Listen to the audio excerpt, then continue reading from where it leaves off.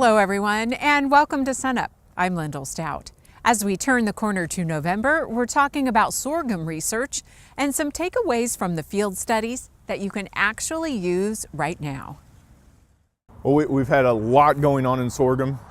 There's been a lot of questions posed. One of the biggest questions has been, of course, sugarcane aphid. It's the thing that we've talked about quite often over the last couple years. Between myself, we were looking at different hybrids and how well they respond to actual sugarcane aphids being in there and us not managing them.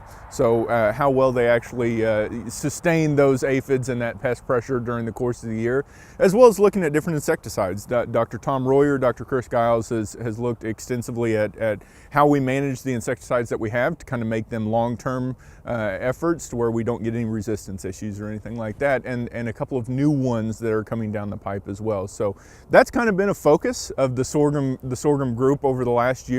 One of them is planting date.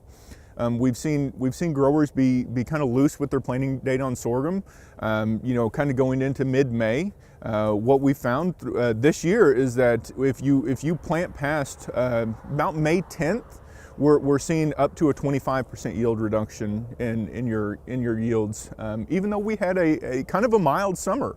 We didn't have those really high 100 degrees for multiple weeks at a time, and still yet those 2 weeks between May 10th and about May 20th really caused a big chunk of yield to come off that crop.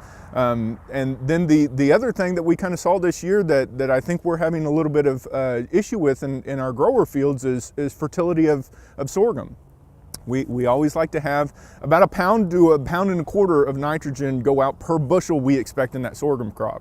So if we're going out and we're putting out 70 pounds of nitrogen, we can probably expect 60 bushels of sorghum. If we want to push towards that 100, we need to make sure that nitrogen fertility is kind of being pushed up quite a bit throughout the year.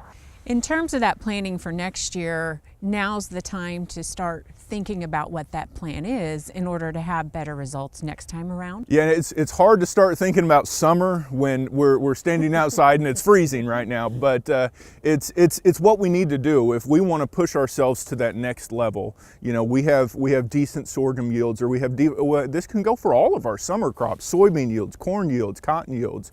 Now's the time to start looking at how I can make that system better. It's fresh in our mind. We know what we did last summer.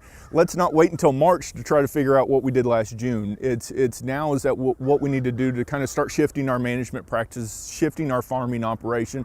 One of the biggest things is a lot of times this is the time to start selecting your cultivar. And once again, for sorghum, a lot of our companies throughout the state offer deals or discounts or what have you for getting your hybrids ordered now. That way they can get them into the state. It also allows you to get the exact hybrid you want instead of just taking whatever the local sales or local distribution center has at that time. So now is the time to start looking at your hybrid. The sorghum hybrid tests are available. All of our local county educators have received them, so if you want a little bit more insight, go see your local guys. They're going to have all the good details that you can go and select it. And like I said, this is the time to look at those hybrids. But it's also time to start pulling those yield maps off your combine. Start looking at problem areas of the field, maybe low spots, low fertility areas that we might need to go out and start soil sampling, because once again, now's the time to start preparing for next year's summer crops. A lot of strategy there, maybe more than some people might think about, but the tools are there to help for future success. Yeah, the tools are there, and the people. If you have questions, the people from the local guys to your area ag educators, as well as the state representatives as well. Now, you and the team are also gearing up for Winter Crop School. Tell us a little bit about that. Winter Crop School is our annual event that we have going into a lot of our research finding, a lot of the big details on how to grow crops here in the state of Oklahoma. And we just talked about how difficult it can be and all those decision mechanisms that go into it.